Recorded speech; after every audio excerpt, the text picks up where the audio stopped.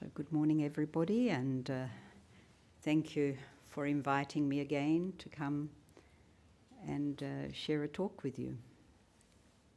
It has been a while. I have been away generally for much of this last year. Part of that has been overseas, but much of it has been with ill health and the following repercussions of that. But I'm much better, thank you, and wonderful that we could celebrate the 10th anniversary of Newbury last weekend. That was a wonderful celebration, and I have many fond memories of the early days in setting up where Ayapeka and Venerable Jag at the time were setting up Newbury. So it was good to meet many old friends I hadn't seen for a long time.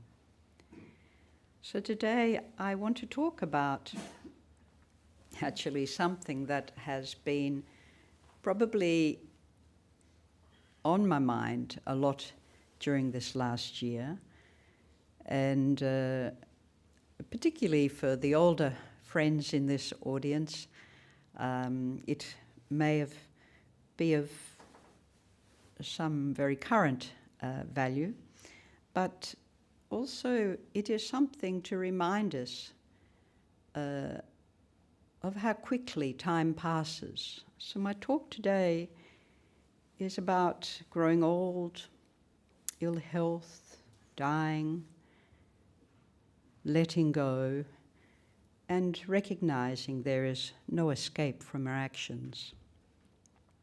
When the Blessed One had passed away, some bhikkhus, and I'll put in bhikkhuni here, not yet freed from the passions, lifted up their arms and wept, and some, flinging themselves to the ground, rolled from side to side and wept and lamented.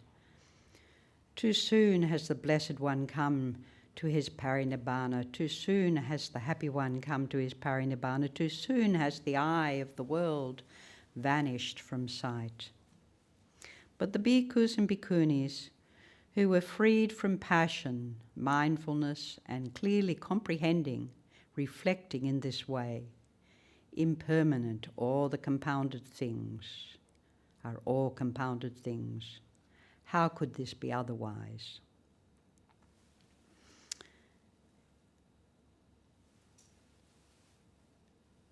I want to share, based on this, what we call in the Zen school the Five Remembrances. And the Five Remembrances come from the Upajjhatthana Sutta, or Sutra. And it is a subject for us all to contemplate, and actually, possibly, if possible, every day. Because it is something that it is a sutra and the wisdom of the Buddha that turns us inwards to reflect on our humanity,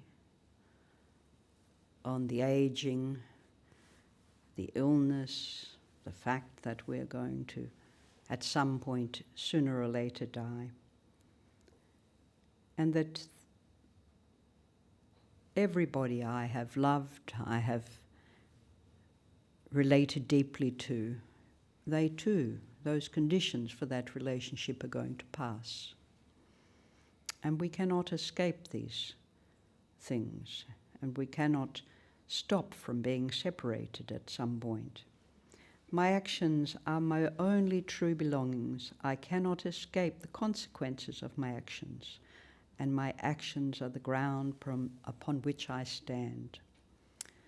So as I read them out, I will reflect and share some of what has come for me particularly in this last year, which cover all of this teachings. I am of the nature to grow old. There is no way to escape growing old. I am of the nature to grow old. Who in this room doesn't recognize this? We're all growing a little older, moment by moment. I live in a very beautiful, calm environment. And yet, every day, every season, nature around me reflects the change of life. It reflects in the seasons, the coming into fruition, the coming into being, the fruiting of that life and its slow demise, sometimes quick demise, depending on the seasons, depending on the conditions of nature.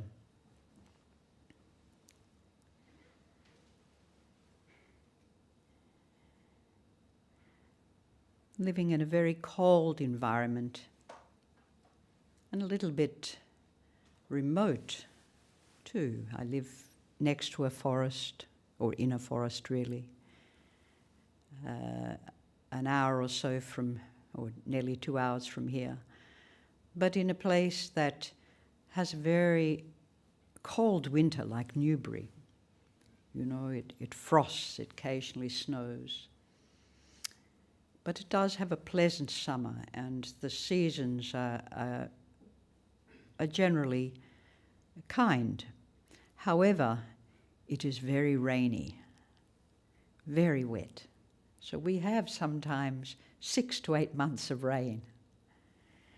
And because of, in part, the climate, I do have health issues. So I want to point here, when we are starting to recognize aging, it is quite important to be kind to ourselves and recognize where do we age in place that brings out the best of our heart, that brings peace and contentment to the mind. Where can aging also be something that not only promotes and develops the wisdom that we have worked on through our whole life, but it promotes a kindness to oneself, a caring of oneself, because there's not always others who have that capacity to come and care for us. And every day we listen to the news and we hear about the issues with aged care and disability and so forth. And these issues came to light very much during COVID, not just for the older people, but for the younger people who became very lonely, very isolated, and started to lose that sense of value for their life.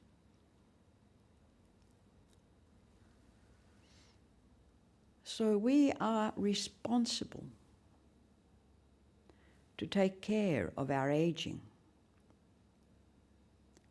We know there is no escape, but we cannot always rely on the external friendships, family, and environment to support that.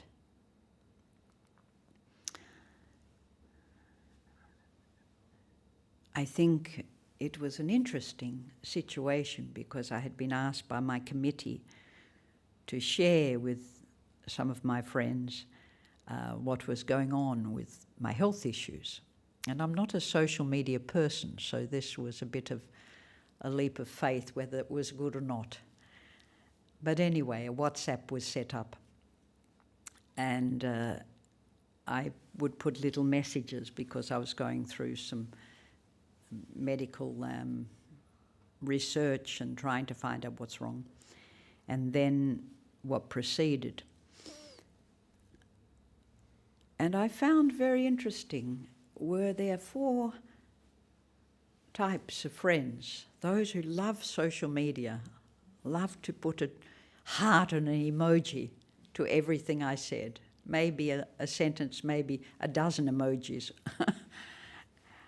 There were those who wanted to read the messages, but contact me in other ways, didn't want to communicate through this medium. there were those who read the messages but never communicated at all. And then there were those who didn't read the messages at all but had heard through other means that I was unwell and would send emails, and occasionally I got a card and a telephone call. So I decided to go through until I had some medical resolution with this.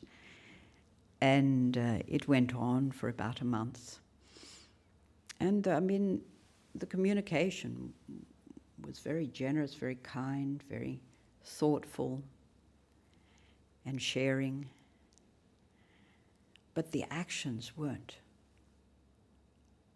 The actual actions of very much past what we're very used to in communication were not there. And for many reasons, there's not a blame or not, people should or shouldn't. Very appreciative of all the support and encouragement. But actually, in growing old, it is something that is nourished by the environment, the people, the medical team, the generosity and time people put in to supporting people when they are ill and aging and unable to look after themselves. So I have put myself in this very remote, isolated place. Middle winter, of course, people aren't going to come. Or, of course, there's not going to be that on-hand support. And, of course, I'm here today and I managed. But it has made me really think very carefully about what can I do and what is important now, given certain physical weaknesses that may not go away.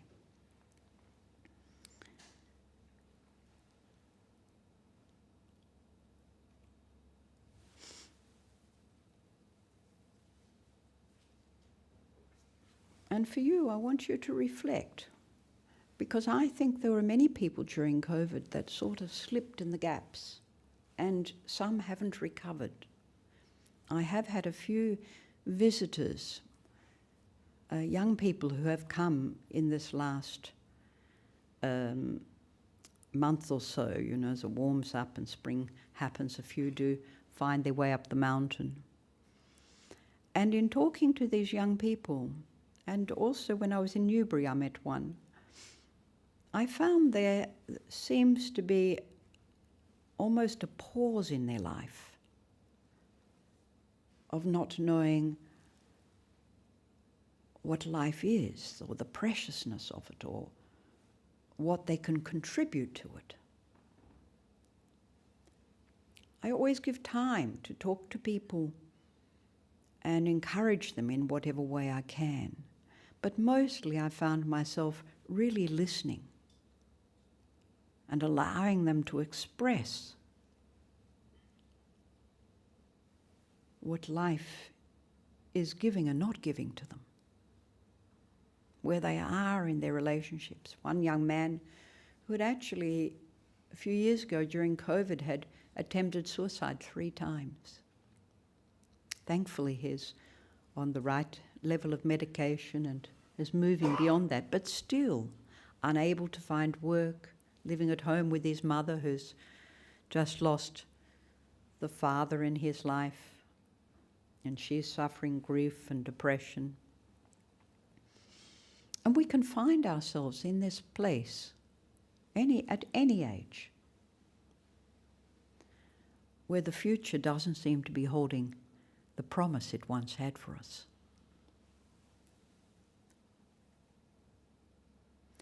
So aging, the Buddha then said, I am the nature of the nature to have ill health.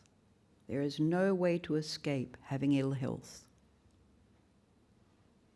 If you go to a hospital, young or old, have some ailment, The hospital systems are full. The clinics are full. The doctors are overloaded. We are going through this medical crisis on how to support everybody who's getting sick these days.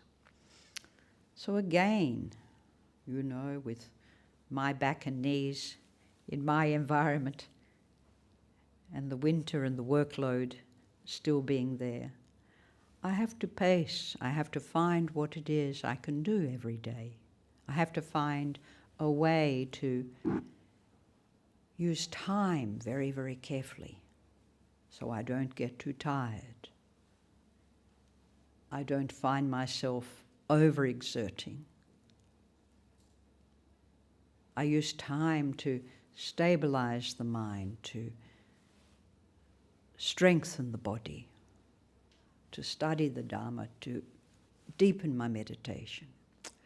While I was sick, I found interesting, time changed. It became very sort of, day and night became very lucid. So I would be sitting up in the evening many hours sometimes in meditation, because that seemed to be a conducive time and supported my body. And having little shorter sleeps, but a number throughout the day and night. So sometimes when we are ill, we have to find what works for our body. But usually, if you center and go within, the wisdom and knowledge is there. The understanding of what to do and how to move forward and what you need is there. When I lived in Korea for a long time. I see there's many new faces, so I will touch on that. I lived in Korea for 20 years, for 15 years in a hermitage above the main temple. Come in. And I had to be very resilient. You know, it was a monk temple, so they're not going to run up to do things for me, you know. I had to be very respectful of their daily schedules and their daily personal habits and things, that what they have to attend to. So I learned to be my own doctor in a way. And I learned to trust my intuition about what I needed. And that is a very important thing. We often don't trust. We have others telling us all the time what it is we need and don't need. But that deep inner knowledge and wisdom that we have, innate wisdom, it will express what we need in that next moment, in that next day. What can nourish us? Not only from food, because we had little food, but I learnt to have a very balanced diet, very simple but very balanced diet that did nourish me. It was very cold in that environment. I had to make fires under the floor twice a day, so I had to chop my wood. I had to carry water. There was no running taps. So I would, when I heated the floors, I had a cauldron that would heat water that could wash and serve me in other ways. But again, timing, you know, to have the practice that at this time we're doing the chanting, at this time we're doing the meditation, cleaning, eating. When you're doing it all yourself, you're not thinking ahead, you're thinking of what you're doing now, in this space. We're not trying to grasp at, you know, gains and bigger huts and, you know, fancy clothes and money and things like this. No, I was living very, very simply. So I'd learnt that basic way of looking after myself from that time in Korea. Unfortunately, I've had 4 bouts of COVID, which my hematologist, who's trying to get to the bottom of some of the issues of ongoing illness, thought was unusual. But what it does is it can affect the mind quite strongly, you know, your memory, your ability to, you know, make judgments. And you get very tired. And I've had many other viruses over the years that have this debilitating effect. But everyone has ailments. There's not a person in this room is not suffering from some sort of ailments.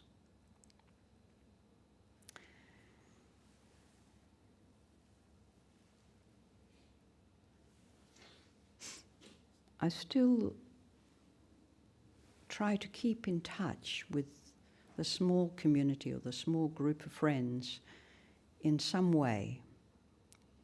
And some of them who are older and more fragile, suffering ill health, I do try to go and see those people.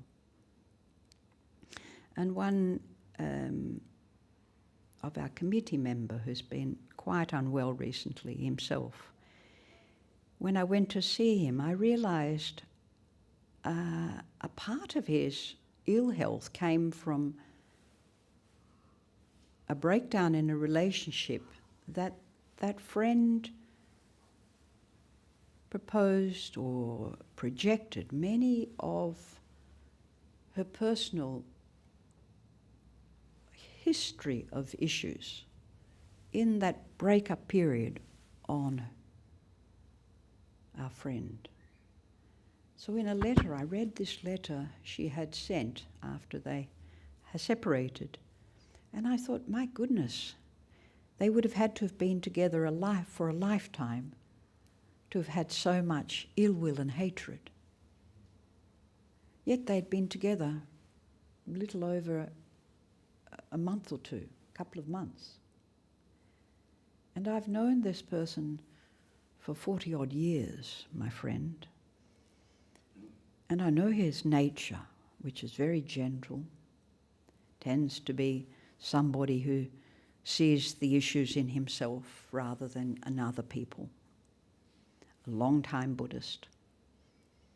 And I was very perplexed by this communication from his former partner and how much it had affected him. So what can happen with ill health here? As we ourselves suffer physically and mentally, so we see the world in that way. We see the relationships in that way. We are attracted to people even who think in that way. And that's a very interesting thing, how we project everything that's going on deeply within us on the world. And we, in a way, attract that into our lives.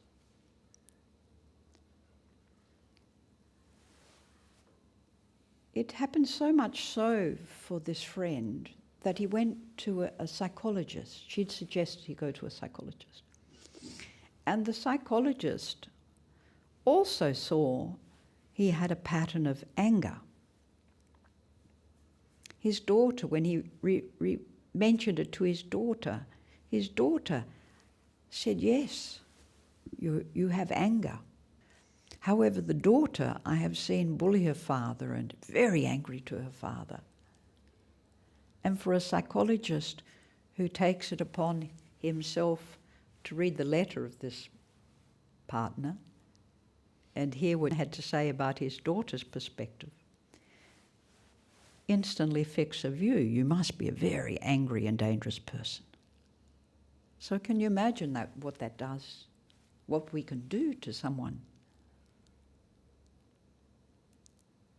we love, someone who's in your family who has been a caregiver, how we can project or describe them from our own weaknesses.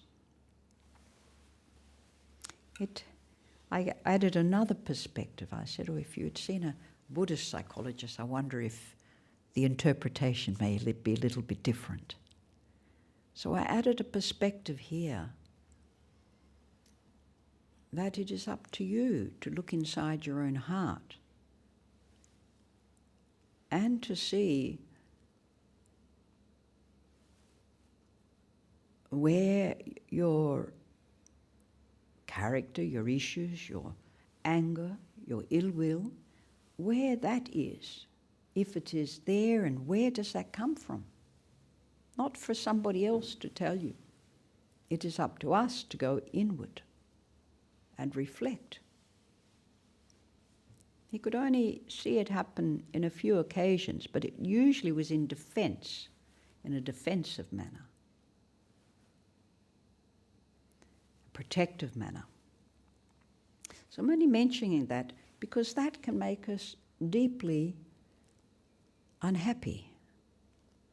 What we do to ourselves, what we believe about what others have to project or say about us, can make us very unhappy. The Buddha always pointed to look inside, go within. If there is something to root out, something to let go of, something to remove, work on that. I am of the nature to die. There is no way to escape death. In this year, we had in my Buddhist community in Korea, one of my brother monks who had become the master in 2019. He's just a few years older than me, 2 or 3 years older. He was chosen by the community to take on that position. And he actually was very good. He was very suited to the role. He was very intelligent. He came at a time where Buddhism in Korea is dying, very few are ordaining as monks. And he was attracting a lot of people to come and, ordain and to support the temple. And a wonderful speaker, somebody who had tremendous knowledge about the history of Korean Buddhism. And it also served in the various roles that are necessary. He had been the abbot, he had served in the meditation halls for many years. And we went back for our teacher's 40th death ceremony, this time last year. So some of the foreign monks and nuns who had been, they were monks and nuns at that time, they came. And what transpired was a wonderful, month of celebration we all contributed in a book,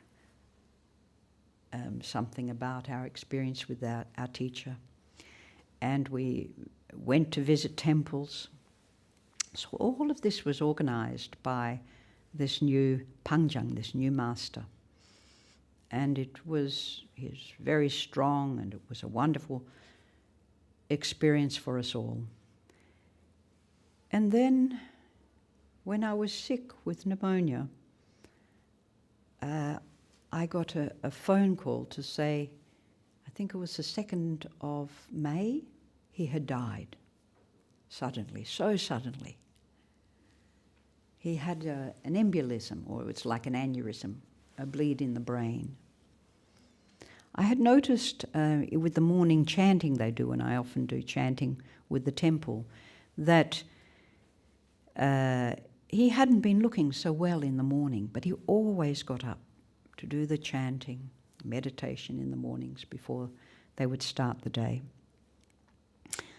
And this day, he didn't look so well. He had seemed slumped over. The next morning, he wasn't there. And I had seen he was always out doing so many things, being invited to so many places and taking visitors around the temple and to all the various holy sites on the land. And he had been overextending himself for quite a long time, which some of you here know what that's like, where you keep doing what it is you think you should be doing, and it's eating away somewhere in your strength, in your capacity, and suddenly death comes upon you.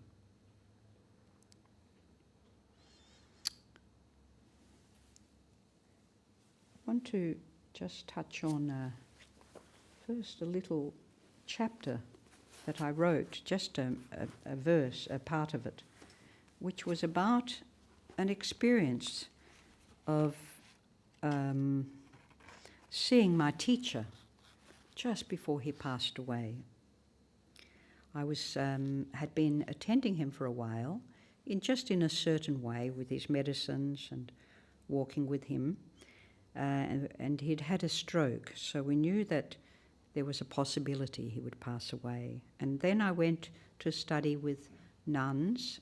The meditation season came upon us, and I left the temple for a few months, but I received a message saying if I wanted to see a teacher alive, to come quickly. So I wrote these words, my parting words. I had just settled into my practice when a call informed me that Kusan Pangjang Snim's health was declining. Normally during the retreat, no travelling was permitted. Still, it was early evening when I entered Kusan Snim's room. I bowed slowly and offered my concerned regards to his attendants and sat near him. I took his hand in mine, gazing and reflecting on it, and on him. Snim looked comfortable. I observed his strong breathing and guiding and gentle snore. As I spoke, his breath became quieter, as if he was listening. I thanked him for his compassionate care and guidance all these years, and vowed to stay a nun and continue my practice. I mentioned my retreat was going well, then spoke of a dream I had the previous night. I said we were travelling on a path together, and then at a fork you pointed and said, "You go that way, I'll meet you again." I asked him, "Can't I come with you?" He simply smiled and said, "Go well." Then, holding back my tears, I offered these parting words. This morning I saw 3 white rosebuds about to bloom. It was snowing. They were now sitting together with me in a vase. Wiping away my tears, I bowed slowly and slipped out into the dark. Though sad, my heart was full of gratitude for all the kindness and teaching he had shared. The 3 white roses remained, one still in bud.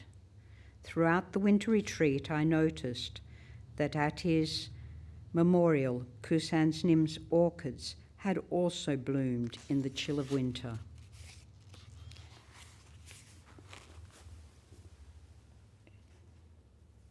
There are many things that arise and symbol when somebody, are significant when somebody passes. In this case, Kusan Sunim always had orchids flowering in winter, even in the snow. Unusual for roses to bloom in the snow. And 2 of those roses actually stayed alive for the whole retreat, which was another 3 months. But his energy, his compassion, he was a very, very compassionate teacher, and that is what he's remembered for. His compassion and kindness, it imbued, it permeated the whole environment. Everyone, every creature, everything somehow was supported by his kindness and compassion. Even the flowers that bloomed, even the orchids that bloomed on his passing. Along with death comes what we call, for those that we're close to, is grieving, a period to grieve. I reflected after the recent Pangjang, the recent young master, passed away, that for monks there's often not a time to grieve. Straight away they're doing the preparations and holding ceremonies, and for the next 3 months their lives are very busy with the process of supporting that person onto the next life, in this case a great teacher. And I asked one of the monks, I said, one of my brother monks, I said, have you had time to really stop in yourself and reflect on this? And his voice shifted and he said, I have not really, we are so busy. Hasn't had the ability to digest that in himself, even though they are great practitioners, meditators, great monks. They sometimes, death is bypassed. It's so common. You know, we would go to funerals very often in various temples. But we see it so much as a part of our life, a part of our experience in life. Things come into it, stay a while and pass away. That grieving is not, it is, you see it with the lay people, wailing as we heard in the Buddhist teaching at the very beginning, wailing as those who feel a great loss, feel something has gone from them. But for monks, actually, grieving, it will be there, but they are quite understanding of death and dying. I mean, I looked after a laywoman while she was dying. Her last moment, she looked at me, took a sip, a bigger sip than she should have. She should have just taken a little bit to wash her mouth out. And it was a sort of suicide. She couldn't swallow, so she took a big sip and she passed away in my arms. And this is an interesting thing because even in that last moment to have that consciousness that I want to go. I've had enough. And she looked at me and she smiled. And then it was almost like I went with her in that moment as she slipped away. So when we can be with it, whether we are grieving, whether we can take time to grieve, or whether we have the capacity to be in the moments of life and death as a few, then this is something we need to know for ourselves. If we don't grieve, and grieving can take a very long time for people, it has to unfold in their own way, then it can end up an illness. It can end up something buried deep within us. It can end up as a great sadness, as a great sense of loss in the mind. Joan Halifax, a teacher, well-known Zen teacher in America, in her Buddhist perspective on grieving says, frequently the reason why grief is not resolved is that it hasn't been sufficiently attended to just after the loss of loved ones. Family and friends of the deceased can become consumed by the busyness of the business that happens right after somebody passes. This is one of the greatest problems that we face in the Western way of dying, that business or busyness is so much a part of the experience of dying and death, the business of it. Survivors often face a complex situation on the material level after the death fades. They find themselves looking for funeral homes, letting friends and family know that death has happened, and creating a funeral service, unravelling health insurance, taxes, and the last will testament. And it all takes time and energy at this stage. Later there is a cleaning up, dividing and giving away of the deceased property and other seemingly endless chores of closure. Resorting to the business of death can be a way for survivors to avoid the deep and depth of their own loss.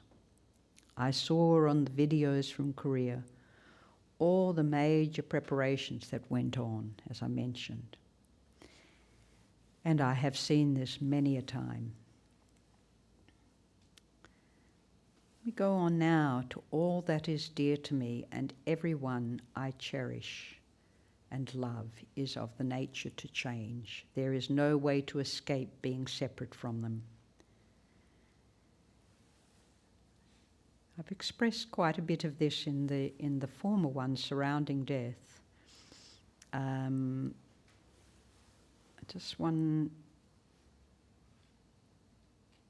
and loss and grief and aging, yes, that's right. But there was something I wanted to share here.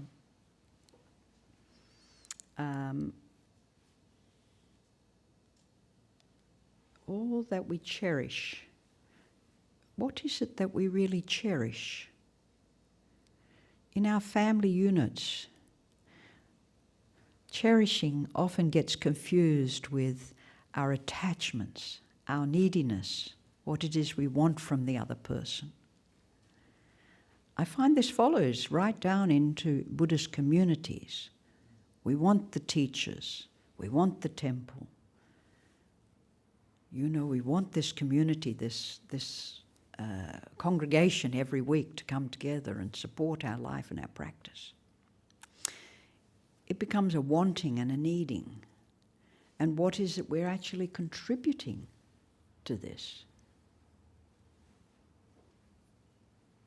Things come and go so quickly. I look in Korea and I think, who's going to be looking after these cherished temples?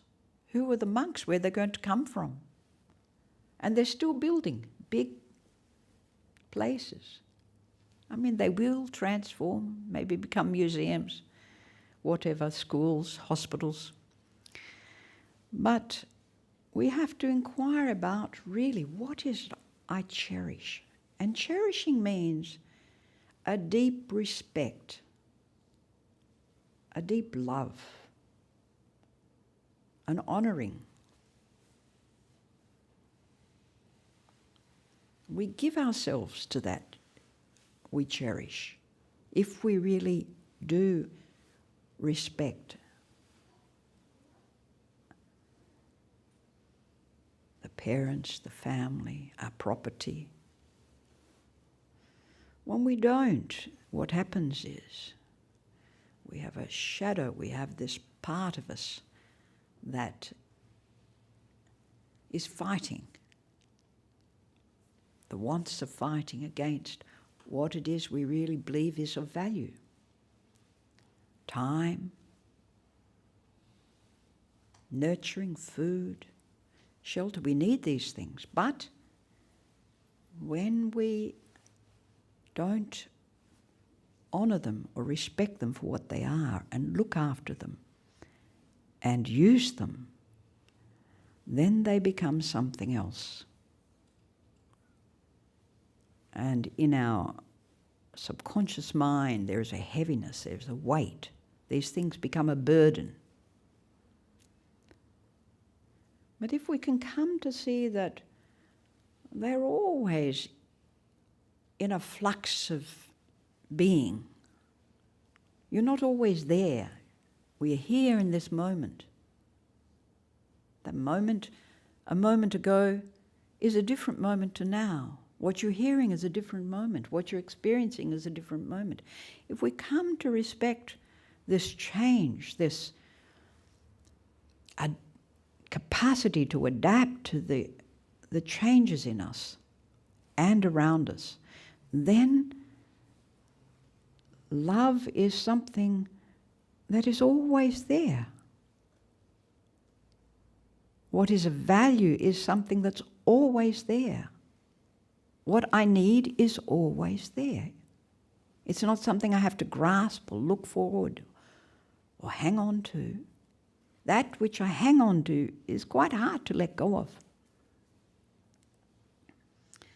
So that which is dear to me, we have to look into what is really dear. What in my relations is so precious? And what do I feed to that to make it even more of value? Not just to me, but to everyone. How do I nourish that? How do I care for that? In doing so, it will also care for me and nourish me. But we cannot hang on to it. My actions are my only true belongings. I cannot escape consequences of my actions. My actions are the ground upon which I stand. Through our body, speech, and mind, we have great capacity to be informed. What we gain and value now, we take into the future. Although that is always harder to predict, time is a very interesting thing. Depending on how we experience it and how we put value to it and how we add and contribute to it, will, generally speaking, manifest from our seeds of karma. But I want to share a little story here in the language of this teacher. It came out of a book called Only Don't Know.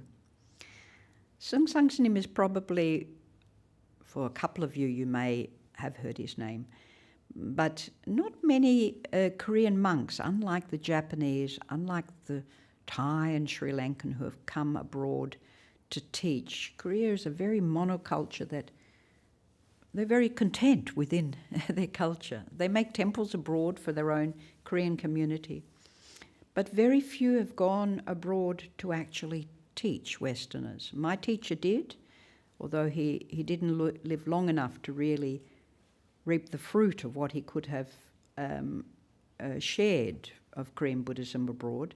But Song Kwang Sunim did, and he has centres in America that are still second, third generation of people living their Dharma, and in Europe, particularly in the eastern part of Europe.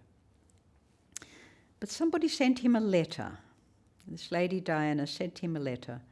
She found herself consumed with anger at her son, screaming mad, she puts it, to the point that I even tried to slap him. She wrote how such anger could befall me just after I had attended a 3-day silent meditation. I had attended 3 silent meditation retreats in 5 weeks leading up to this incident.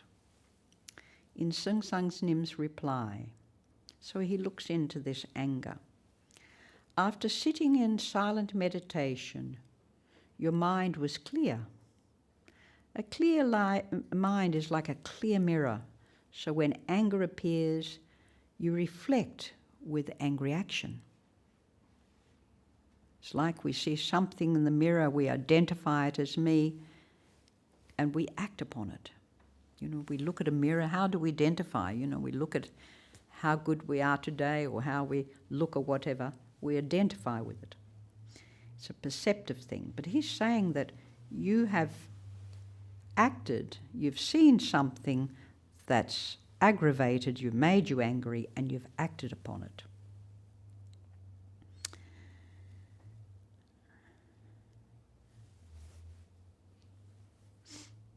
You love your son, so you are angry. In his manner, he says, is this correct? Don't check your mind. When you're angry, it's just anger. When you're happy, it's happy. When you're sad, it's just sad. Afterwards, checking is no good. So he always has this thing, recognize in the moment, but don't add to it. Your previous anger and the anger you talk about in your letter are different. If you do more hard training, before the retreat, it was attached anger. You're angry out of love and passion and compassion. After your retreat, your anger was just a reflected anger. You know, you responded in that moment with an angry response. If you do more hard training, the reflected anger will change to perceived anger. After more practice, a perceived anger will disappear. Then you will only have a loving anger.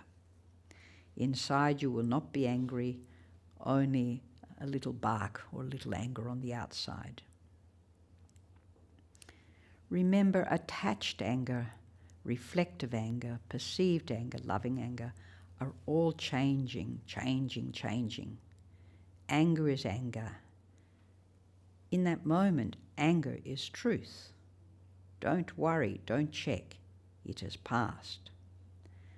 How you just keep now mind is very important.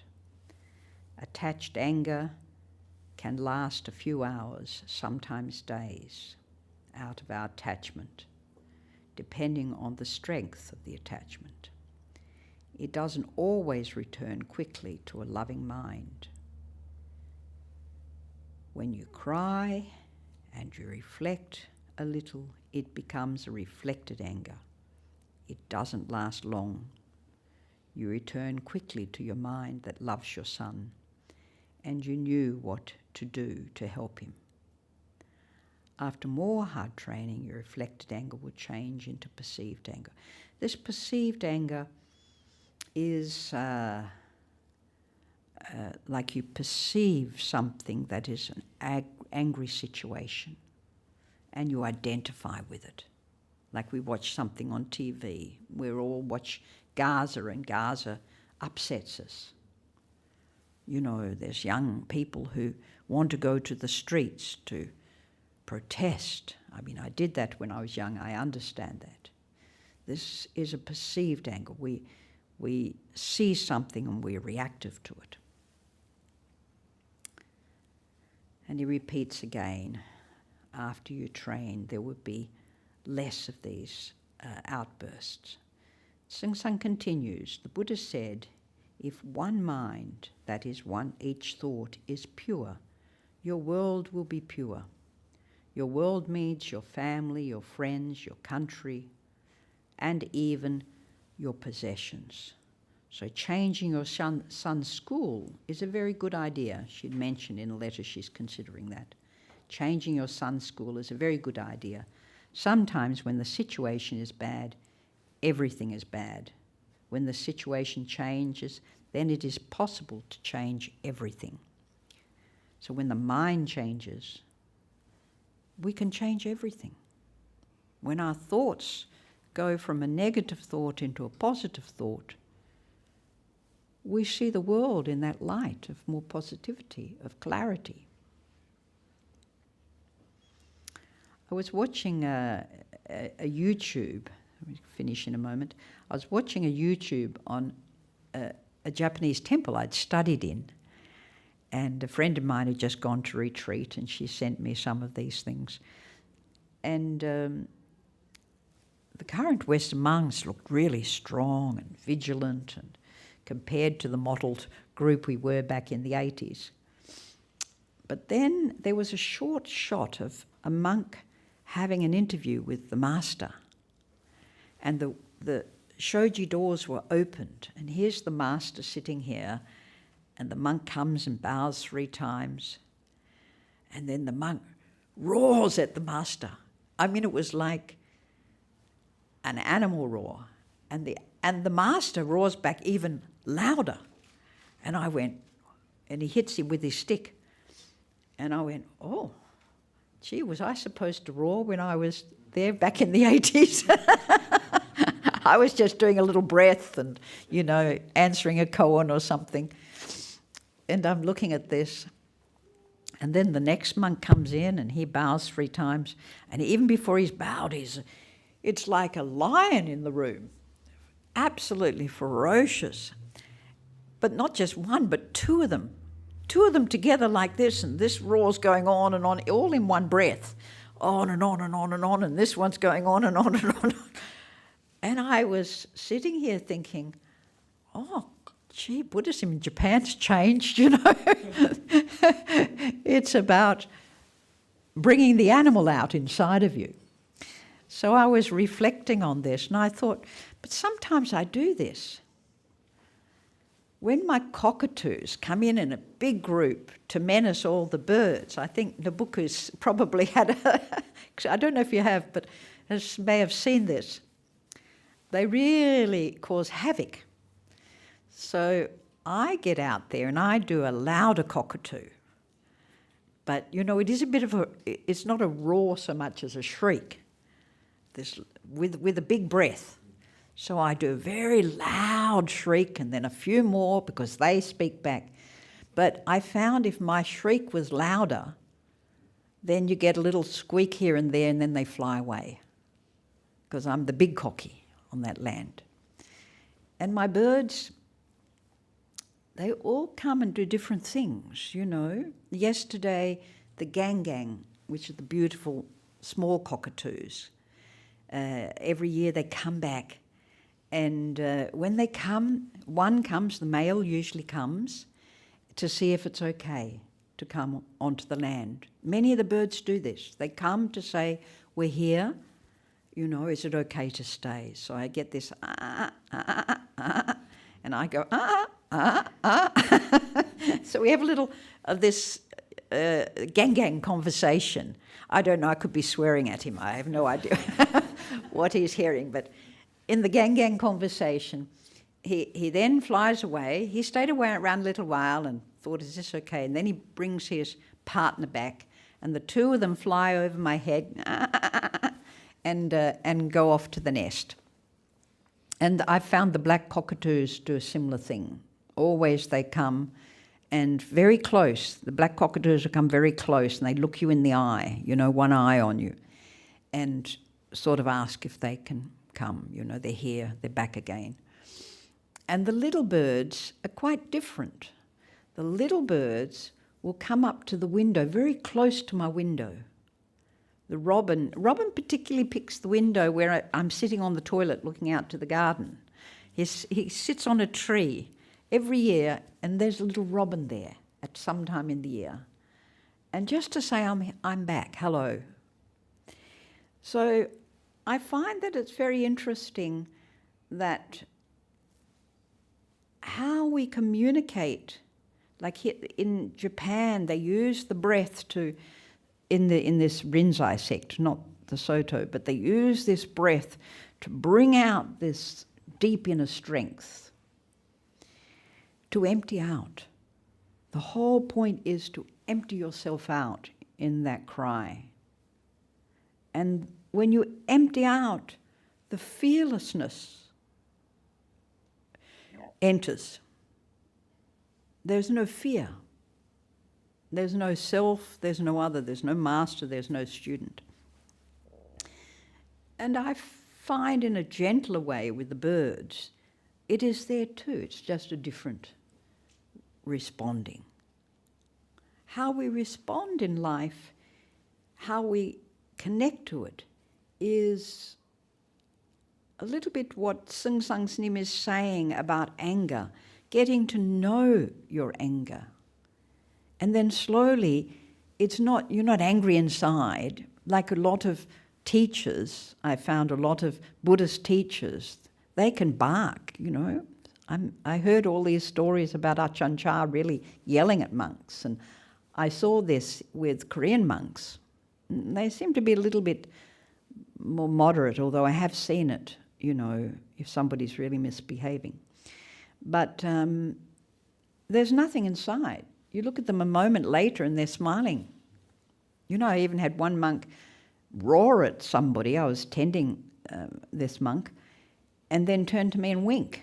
And I thought, oh, okay.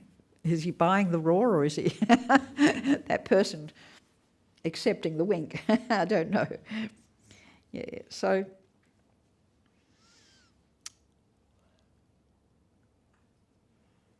in all of this, we have, coming back, to the point of this talk, is we have this nature, this human nature,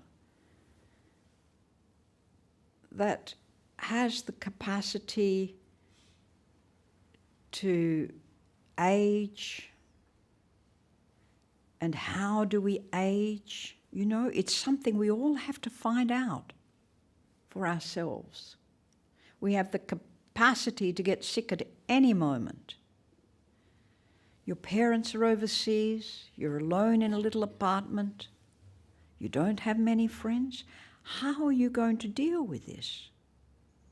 You need to nourish and nurture friendships and relationships that people know who you are, where you are, people you can turn to. I mean, I think people know I'm so resilient, they can carry on with their lives. But you might, as I've said to my friends, well, you might come one day after you haven't answered any of your calls, and you'll find yourself up in the mountain and I'll be just sitting in my chair dead, That's probably what might happen. Hopefully, not too long after the body has gone. That won't be a good sight. But, we need to consider this. How are we going to respond to death, especially with those who we are close to? Our own demise, our own dying process. Many get very interesting in dying. People want to carry on the way they have been. They don't want to let go. They want to dress the way they have dressed. They want to eat the food they have eaten, even though, it's growing the cancer in them, but they will still want to carry on. And then slowly, they start to let go and unravel. This friend who I looked after when she was dying, she was a very good supporter of the temple, a wonderful laywoman. And she came to live with me for a while. When she first got cancer, got well, did her practice, was really radiant, went back home, and the illness came back. And while I was looking after her in these last weeks or months, one day she didn't want to wear any clothes. She just took all the clothes off. So I had to tell all the monks, you can't, I was in a hermitage, you can't come. But I let her do that. It was summertime. It seemed something she had to go through, a childhood something that she had to go through. And there was no reason. There was just me and her sister. We were looking after, feeding her. And I let her go through it. A few days later, 4 or 5 days later, I think it might have been, she suddenly washed, asked for her clothes, wanted her prayer beads back. She'd thrown her prayer beads, and continued on with some sort of sense of freedom. She was free. So a dying process can be very freeing and liberating if you know how to let the process let you go. And also for those who are the carers. For the carers not to intrude other than the caring and the necessity. There's a lot more can be said about this. But what I do suggest is that, this is online everywhere. Buddha's 5 remembrances. If you cut it out and just paste them on your mirror. So every day you glance at it, you reflect at it. I am of this nature. This nature, as the Blessed One said, impermanent. All things are impermanent, that are compounded, that are made, so to speak. But everything is impermanent. Even a rock's impermanent. Our body is so much more fragile. An animal too is very reliant on resources to live. So by reflecting on this, especially from a young age, my goodness, those few lines will nourish you throughout your life. It will give you great understanding. So thank you, everybody, for patiently listening. Not a very humorous talk today, but perhaps a necessary one.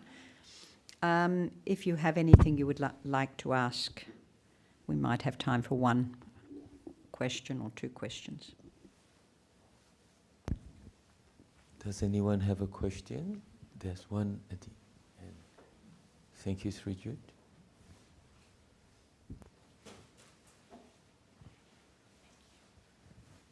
Thank you so much for your talk. It's a very interesting topic.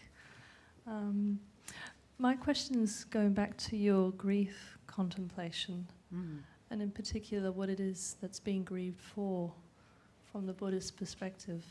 I understand people can do the death contemplation as a form of practice too. So I'm very keen to hear your thoughts on it. Thank you. Well, the death contemplation is a very important contemplation. It's something we do as a practice. Monastics do this as practice. I think for lay people, less so, because they're so into the living aspect. It's only when impending dying or impending situations arise or death arises with you that you have the opportunity to really contemplate and reflect. It certainly is easier if you have been engaged in that process in some way, with a parent, giving your... it's a very good thing to look after people who are dying. I was able to look after my mother. I had to come and go from Perth, but apart from the last few days where I had to be back in Victoria, and she passed away in that time. I think the second last day before she died, I was with her. But you get to know a lot about yourself and the other when you're able to interact in that process, because their dying informs you. Death informs us about life.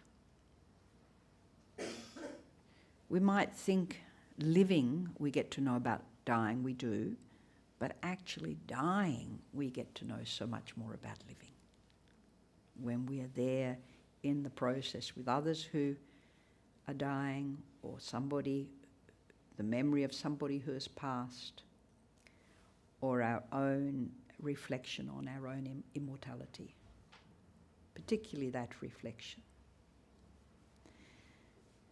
But often when we're young, we put it aside because we believe that we're immortal. Not really, but we sort of think tomorrow's coming. We have plans, we've got dreams, they're big. Dreams for our children, dreams for our marriage, dreams for our, our happy ever afters. It's quite hard, so you really have to, as a Buddhist, use a reflection to keep reminding us. Going and helping in aged care or in disability, or going occasionally to the hospital to be with a child really does open the heart in this way. It is about opening the heart. It is about the compassion, the loving kindness, the empathy, the altruistic view of humanity. In a way, the students who are walking the streets and so angry about Gaza, they don't see the conflicts in other countries, Ukraine and Russia and Sudan, everywhere. There is always tremendous death happening in this world, and great crimes that are committed, and also great destruction of human resources, and all of this ties into what is dying, what is being removed. We can take ourselves out of it, and everywhere it is dying. Yeah.